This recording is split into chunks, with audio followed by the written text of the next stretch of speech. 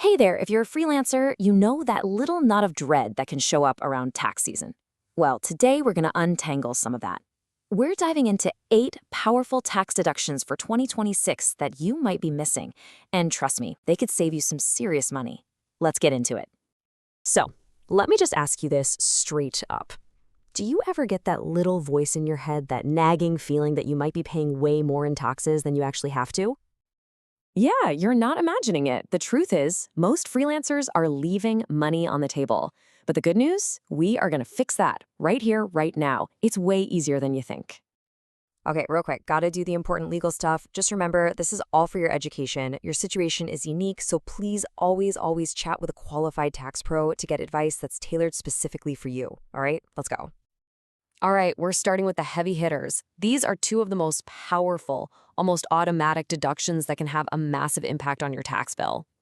First up is a big one that so many people just don't know about: deducting half of your self-employment tax. This is pretty much a freebie, an automatic win you should be taking every single year. So here's the deal. As a freelancer, you're paying that 15.3% self-employment tax for your Social Security and Medicare. But here's the magic part. The IRS lets you take 1/2 of whatever you paid and just deduct it. Simple as that. Let's make that real. Let's say you owe $5,000 in self-employment tax this year. You get to turn right around and deduct $2,500 from your income.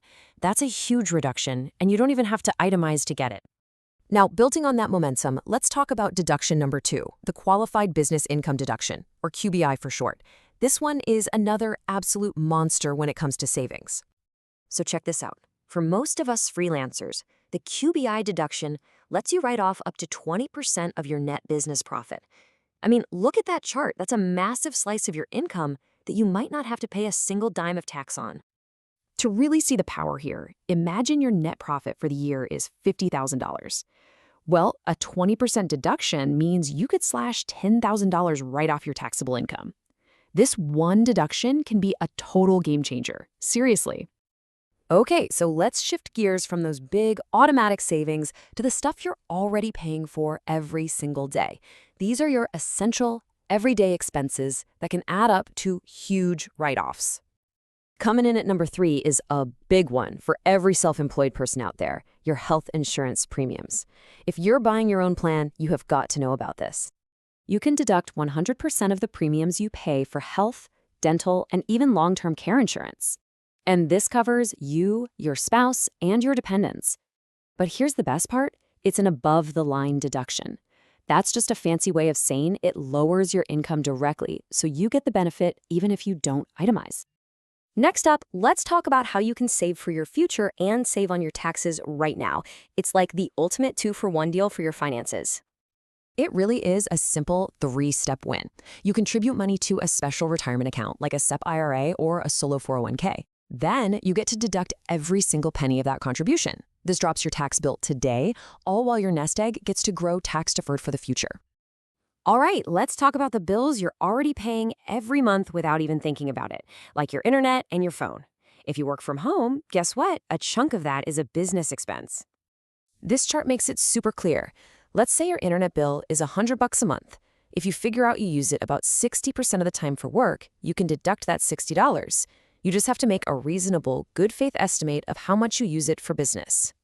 Deduction number 6 is all about investing in the most important asset you have: you. Any money you spend to get better at what you do isn't just a smart career move, it's also a fantastic tax deduction. And this covers so much stuff. We're talking online courses, books about your industry, workshops and conferences, and even those software subscriptions you need to do your job, like the Adobe Suite.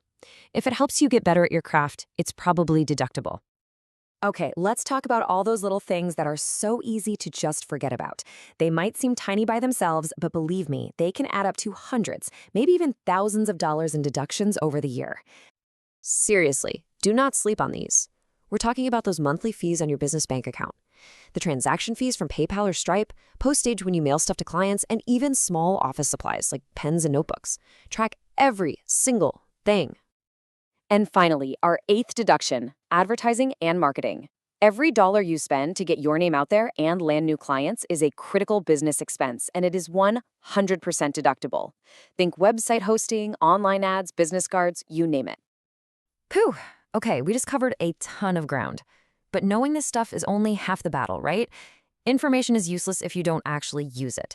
So let's talk about a super simple plan to start saving money today. Here's your mission should you choose to accept it. First, go back and look at last year's expenses. See what you missed. Second, and this is the big one, start tracking every single business expense from this moment forward. Seriously, using an app can make this so easy. So as we wrap this up, I'm really curious. Which one of these deductions surprised you the most? Was it the giant QBI deduction, or maybe just realizing you could deduct part of your internet bill?